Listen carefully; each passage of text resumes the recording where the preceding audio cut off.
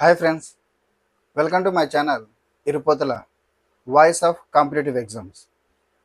ఈరోజు మనము daily current అఫైర్స్లో భాగంగా డిసెంబర్ 3వ తారీఖు జరిగిన కొన్ని ప్రముఖమైన కరెంట్ అఫైర్స్ గురించి ఈ వీడియోలో చర్చిద్దాం. అందులో ఇప్పుడు మనకు చాలా ఇంపార్టెంట్ మొట్టమొదటిది పిఎస్ఎల్వి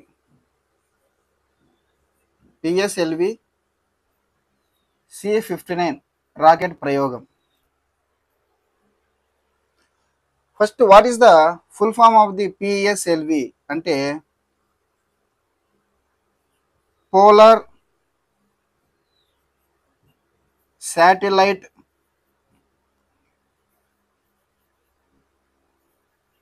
లాంచ్ వెహికల్.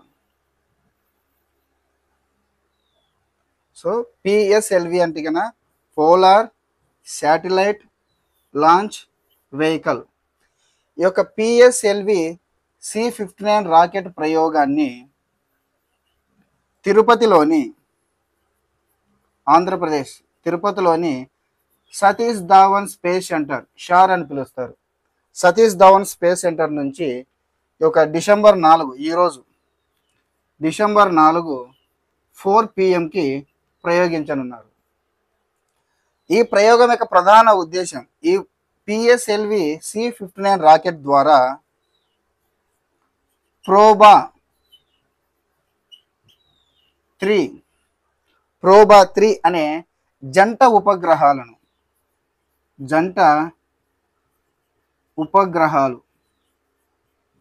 ఈ యొక్క జంట ఉపగ్రహాలను పంపిస్తున్నారు. ఈ జంట ఉపగ్రహాల్లో నెంబర్ 1 వచ్చేసి OSC, నెంబర్ 2 వచ్చేసి CSC. ప్రోబ్ 3 జంట ఉపగ్రహాలు అంటే 2 శాటిలైట్స్, ఒకదాని పేరు OSC, ఒకదాని పేరు CSC. OSC అంటే కన్నా అకల్టర్ స్పేస్ క్రాఫ్ట్.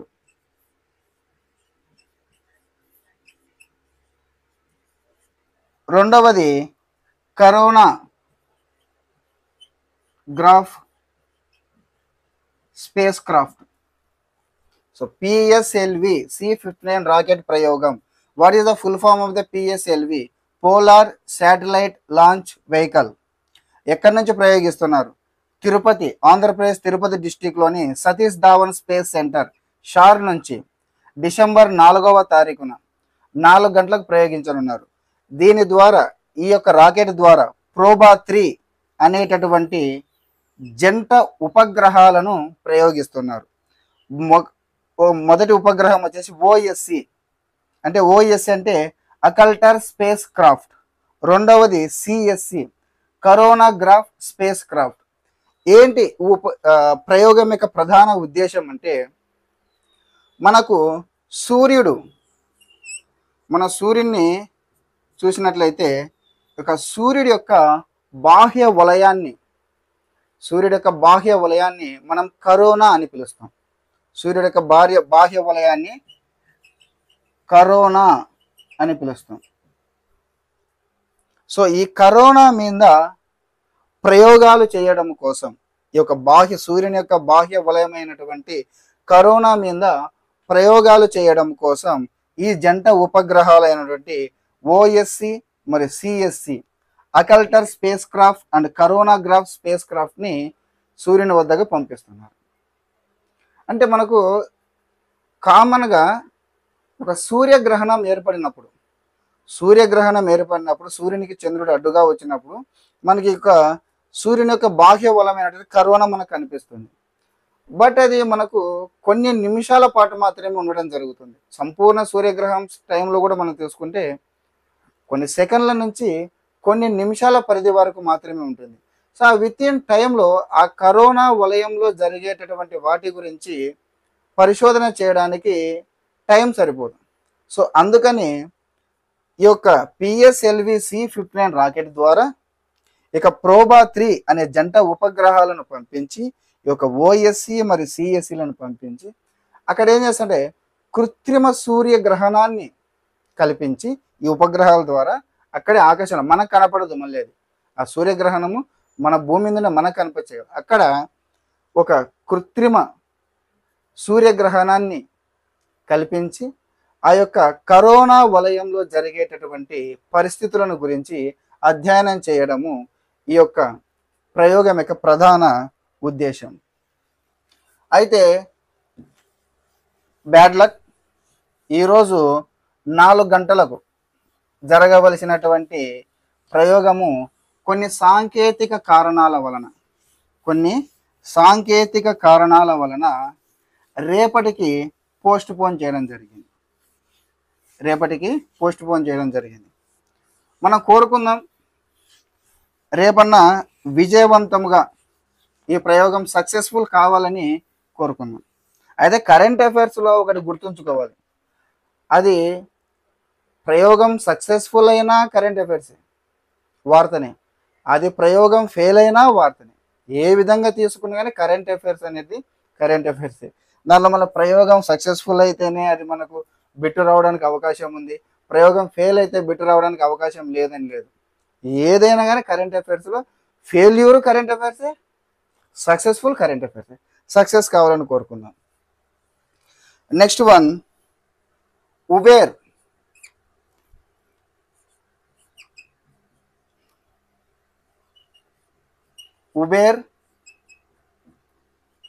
షికార్. ఈ యొక్క ఉబేర్ షికార్ చూసుకున్నట్లయితే ఆసియాలోనే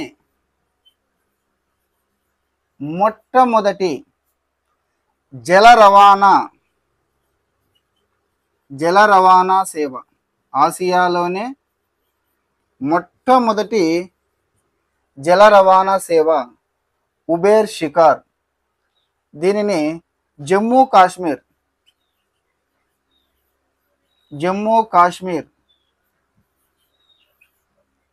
లోని యొక్క ధాల్ సరస్సులో, జమ్మూ కాశ్మీర్లోని ధాల్ సరస్సులో యొక్క ఉబేర్ షికార్ని ప్రారంభించడం జరిగింది. ఉబేర్ షికార్ ఆసియాలోనే మొట్టమొదటి జల రవాణా సేవ. దీనిని జమ్మూ కాశ్మీర్లోని ధాల్ సరస్సులో ప్రారంభించారు. మనకు ఉబేర్ అనే యాప్ ద్వారా టికెట్స్ కింద మనం బుక్ చేసుకున్నట్లయితే కనుక ఈ యొక్క ధాల్ సరస్సులో ఈ ఉబేర్ షికార్ని మనం పొందవచ్చు. నెక్స్ట్ వన్, రంధావా స్మారక జాతీయ పురస్కారం. రంధావా స్మారక జాతీయ పురస్కారం. ఈ ప్రతిష్టాత్మక రంధావా స్మారక జాతీయ పురస్కారం నార్మ్ డైరెక్టర్, ఎవరు? నార్మ్ డైరెక్టర్ అయినటువంటి సిహెచ్ శ్రీనివాసన్కి రావడం జరిగింది. రాంధావా స్మారక జాతీయ పురస్కారం నార్మ్ డైరెక్టర్ సిహెచ్ శ్రీనివాస్కి వచ్చింది. నార్మ్ అంటే ఏంటంటే డిస్టర్బెన్స్. రంధావా స్మారక జాతీయ పురస్కారం నార్మ్ డైరెక్టర్ అయినటువంటి సిహెచ్ శ్రీనివాస్కి రావడం జరిగింది. నార్మ్ అనేటటువంటిది జాతీయ వ్యవసాయ పరిశోధన నిర్వహణ సంస్థ. నార్మ్ అనేటటువంటిది ఏంటంటే కనుక జాతీయ వ్యవసాయ పరిశోధన నిర్వహణ సంస్థ. దీని యొక్క ప్రధాన కార్యాలయము మనక హైదరాబాద్లో ఉంది.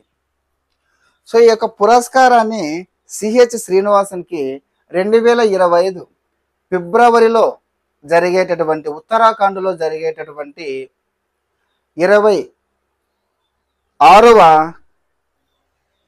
జాతీయ వ్యవసాయ సైన్స్ కాంగ్రెస్లో 2025 ఫిబ్రవరి నెలలో ఉత్తరాఖండ్లో జరిగేటటువంటి 26వ జాతీయ వ్యవసాయ సైన్స్ కాంగ్రెస్లో అందించనున్నారు.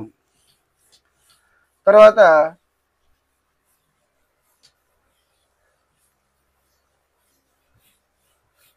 Luxury tent city.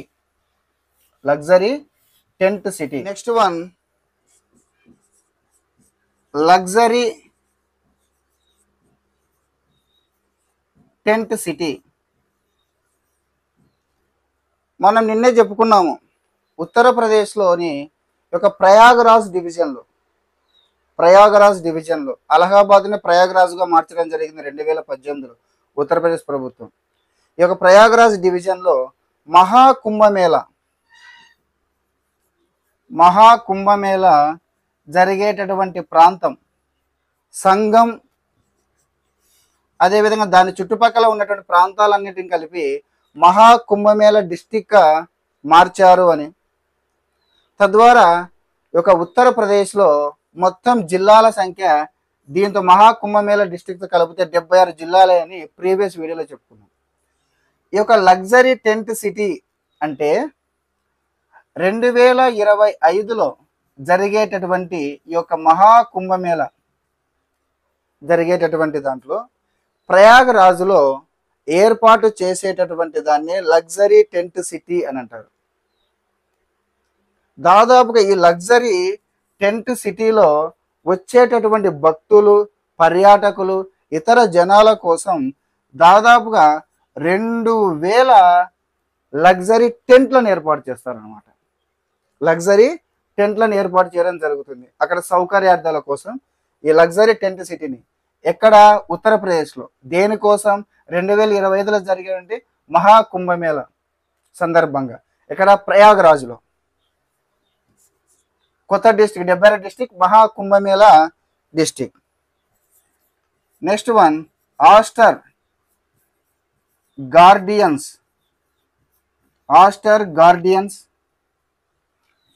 Global Nursing Awards 2024. Aster Guardians global Nursing Award 2024. ఈ Aster Guardians global Nursing Award 2024ని ఫిలిప్పీన్స్కి చెందినటువంటి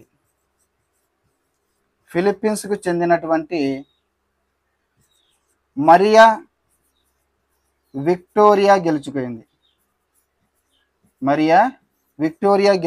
ఈ Aster Guardians global Nursing Award 2024ని. దీనికి దాదాపుగా 202 దేశాల నుంచి 70,000 నర్సులు ఎంపికయ్యారు. ఈ అవార్డు కోసం 78,000 నర్సులు ఎంపికారు. వీరందరిలో ఈ యొక్క ఫిలిప్పీన్స్కి చెందినటువంటి మరియా విక్టోరియా ఈ అవార్డుని గెలుచుకోవడం జరిగింది.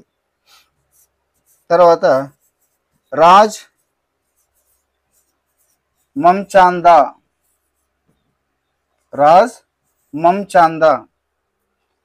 అర్జున అవార్డు గ్రహీత.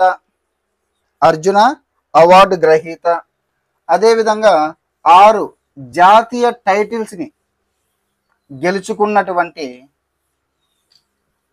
ది గ్రేట్ స్క్వాష్ క్రీడాకారుడు అయినటువంటి రాజ్ మమ్చాందా మరణించారు.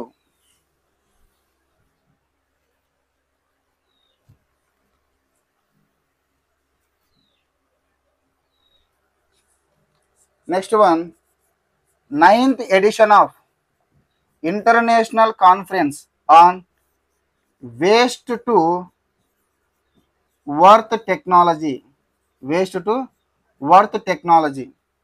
9th edition of international conference on waste to worth technology. దీన్ని CII వారు న్యూఢిల్లీలో నిర్వహించారు.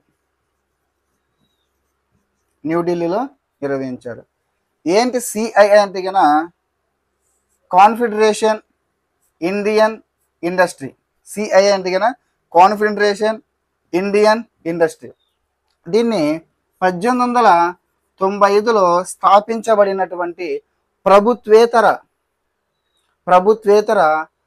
వాణిజ్య సంస్థ CII అనేటువంటిది. దీనికి ప్రధాన కార్యాలయం కూడా న్యూఢిల్లీలో ఉంది. ఇక అందుల మహిళా T20 వరల్డ్ కప్, మహిళా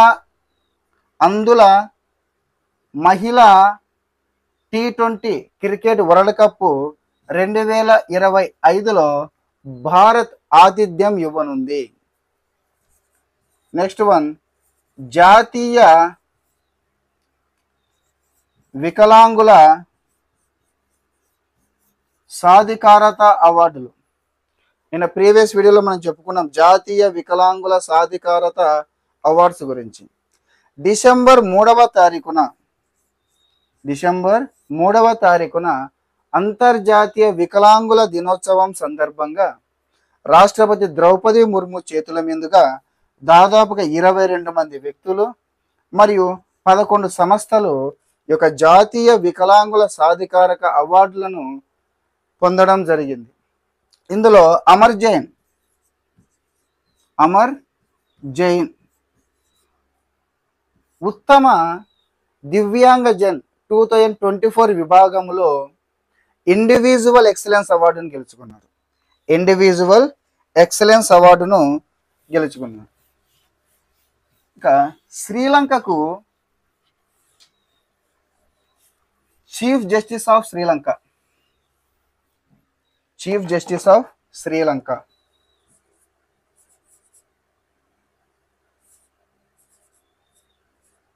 మృదు ఫెర్నాండ్.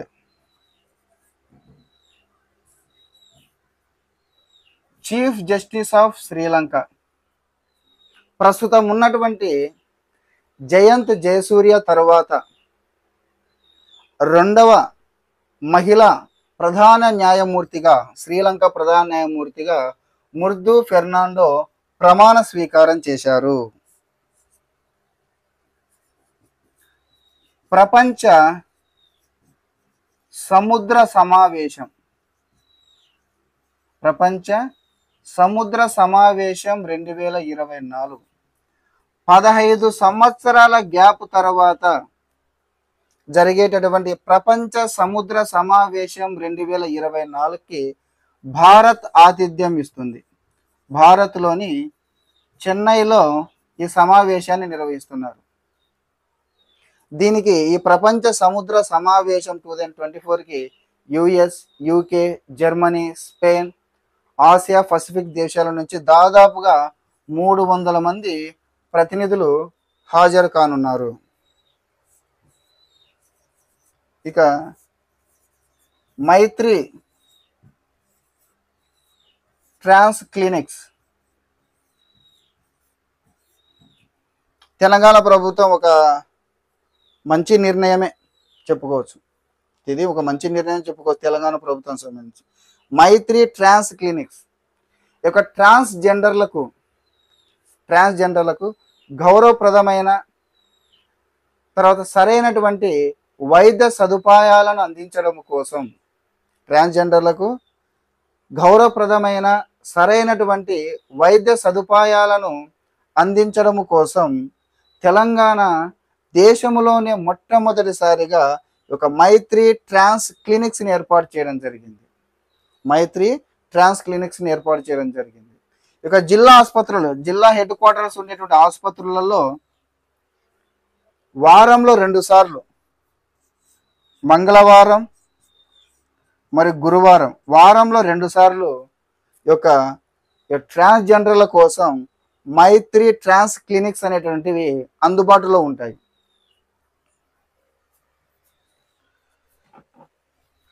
మనకు నిన్ననే ఒక ఉత్తర కొరియా, దక్షిణ కొరియా దేశాల మధ్య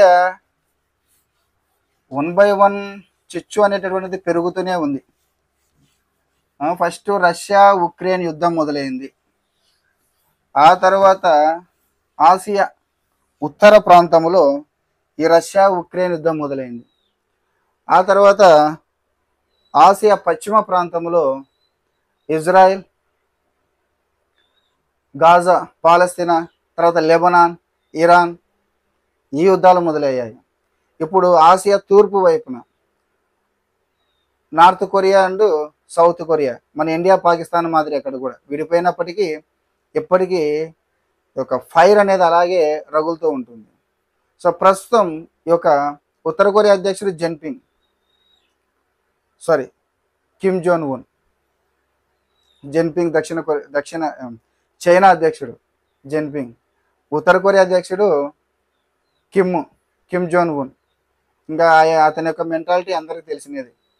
ఇప్పుడు దక్షిణ కొరియా అధ్యక్షుడు యోన్ సుకియోల్, నిన్ననే డిసెంబర్ 3వ తారీఖున యోన్ సుకియోల్ ఉత్తర కొరియా మీద నెపం నెట్టి అక్కడి నుంచి యుద్ధము లేక అక్కడి నుంచి ఏదైనా కాల్పులు జరిగే అవకాశం ఉంది అన్నటువంటి ఒక నెపం నెట్టి ఒక దక్షిణ కొరియా అధ్యక్షుడు యోన్ సుకియోల్ దక్షిణ కొరియాలో ఎమర్జెన్సీని విధించాడు, సైనిక పాలన విధించడం జరిగింది.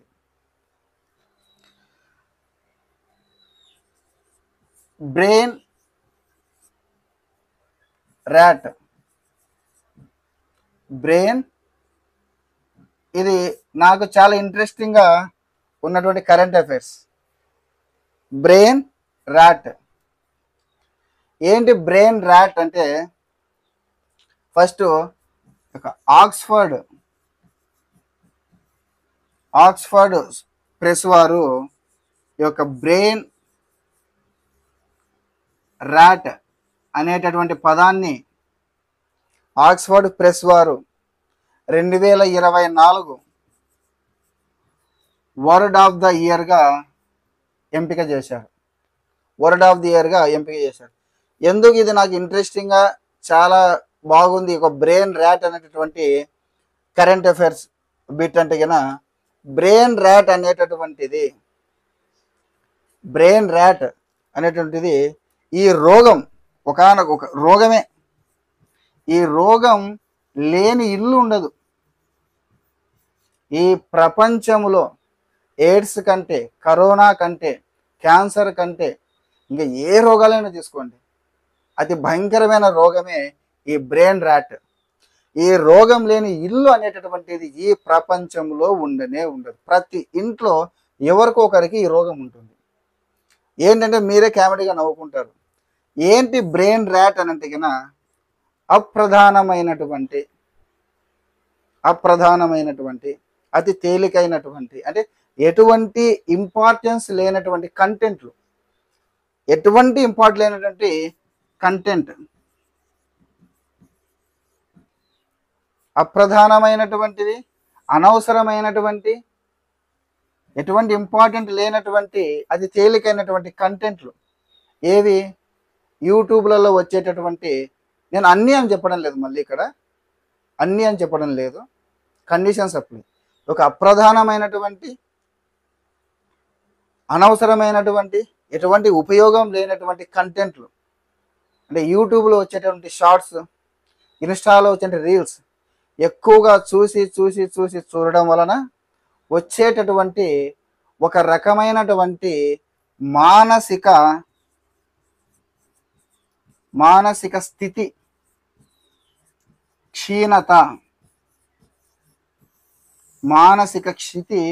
క్షీణతనే మనము బ్రెయిన్ ర్యాట్ అని పిలుస్తాం. సో ఇప్పుడు మీకు అర్థమైంది ఎందుకు ఇది ఈ రోగం లేనటువంటి ఇల్లు ఈ ప్రపంచంలో లేదు అని ఎందుకన్నాను. ఎయిడ్స్ కన్నా, క్యాన్సర్ కన్నా, కరోనా కన్నా అతి భయంకరమైనటువంటిది బ్రెయిన్ ర్యాట్ అని ఎందుకన్నాను. ఇప్పుడు మీకు అర్థమైంది.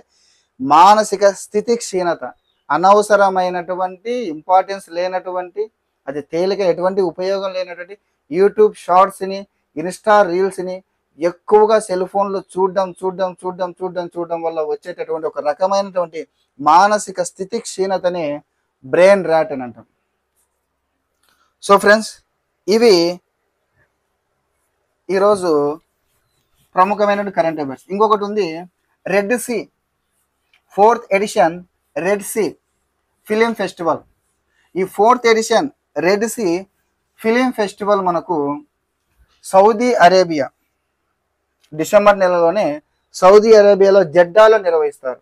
మొన్న మనకు IPL వేలంపాట కూడా జెడ్డాలో నిర్వహించడం జరిగింది, సౌదీ అరేబియా జెడ్డాలో. సో ఈ యొక్క 4th edition Red Sea film ఫెస్టివల్ని సౌదీ అరేబియాలో జెడ్డాలో నిర్వహించనున్నారు. మరొకసారి వరుసగా ఫాస్ట్ చూస్తే, మొదటిది PSLV C-59 రాకెట్ ప్రయోగము, తర్వాత ఉబేర్ షికార్ జమ్మూ కాశ్మీర్ దాల్ సరస్సులో, రంధావా స్మారక జాతీయ పురస్కారము సిహెచ్ శ్రీనివాసన్కి వచ్చింది. Luxury tent city. ఈ మహాకుంభమేళ సందర్భంగా ఉత్తరప్రదేశ్ ప్రభుత్వం ప్రయాగ్రాజ్లో ఏర్పాటు చేస్తుంది. Aster Guardians global nursing award. Philippines nurse అయినటువంటి మరియా విక్టోరియాకి వచ్చింది. Ninth edition international conference on waste to worth technologies. దీని భారతదేశం న్యూఢిల్లీలో సిఐఐ కాన్ఫెడరేషన్ ఇండియన్ ఇండస్ట్రీ వారు నిర్వహించారు. తర్వాత రాజ్ మమ్చాందా ప్రముఖ స్క్వాష్ క్రీడాకారుడు మరణించాడు.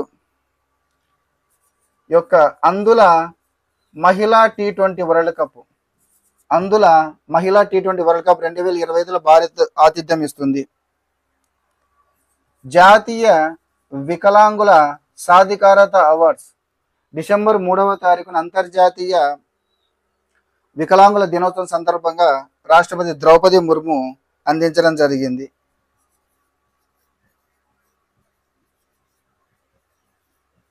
శ్రీలంక చీఫ్ జస్టిస్ ఆఫ్ శ్రీలంకగా 2వ మహిళ, అంటే ఇంతకుముందు జయంత్ జయసూర్య ఉన్నారు, ముర్దు ఫెర్నాండో ప్రమాణ స్వీకారం చేయడం జరిగింది. ప్రపంచ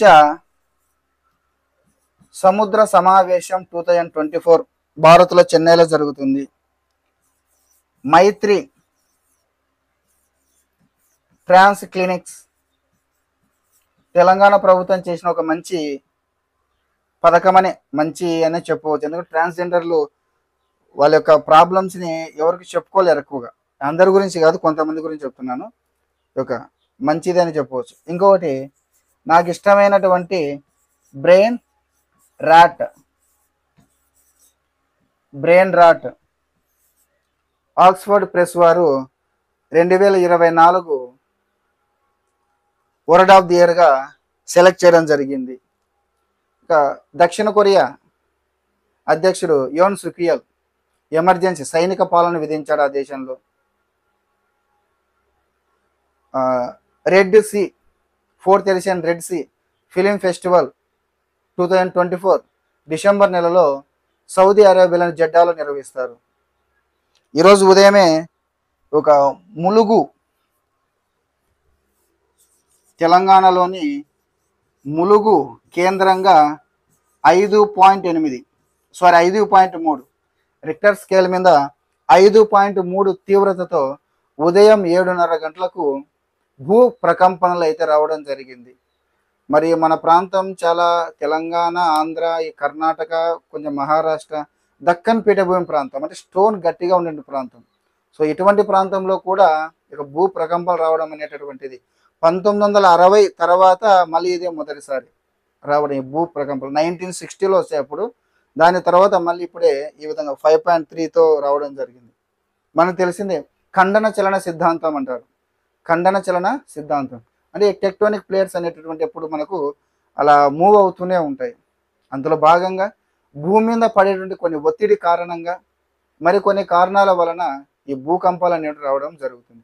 లోపల జరిగేటటువంటి ఒత్తిడి కావచ్చు, ప్రెజర్ వలన కావచ్చు, ఈ ఖండాల టెక్టోనిక్ ప్లేట్స్ యొక్క వచ్చే మార్పుల వలన కావచ్చు, వీటి వలన.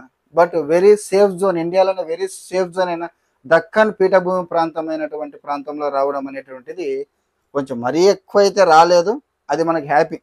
5.3 తీవ్రతతో రావడం జరిగింది. ములుగు కేంద్రంగా ఈ ప్రకంపనలు రావడం జరిగింది. ఓకే ఫ్రెండ్స్, ఈ వీడియో నచ్చితే లైక్ చేయండి, షేర్ చేయండి. నా వీడియోస్ కాంపిటేటివ్ ఎగ్జామ్ ప్రిపేర్ అయ్యేటువంటి అభ్యర్థులకు చాలా యూస్ఫుల్గా ఉంటాయి. నా ఛానల్ని సబ్స్క్రైబ్ చేయండి. దానివల్ల మీరు నాకు ఎంకరేజ్మెంట్ ఇచ్చిన వాళ్ళు అవుతారు. ఇంకా నేను చాలా మీకు ఉపయోగపడే వీడియోస్ చేయడానికి నాకు కూడా సపోర్టివ్గా ఉంటుంది. కాబట్టి నా ఛానల్ ఖచ్చితంగా సబ్స్క్రైబ్ చేయండి ఫ్రెండ్స్. 2025 కాంపిటేటివ్ ఎగ్జామ్స్ ప్రిపేర్ అయ్యి ఉద్యోగం సంపాదించేటటువంటి అభ్యర్థులందరికీ కూడా ముందుగానే advance all the best. And congratulations.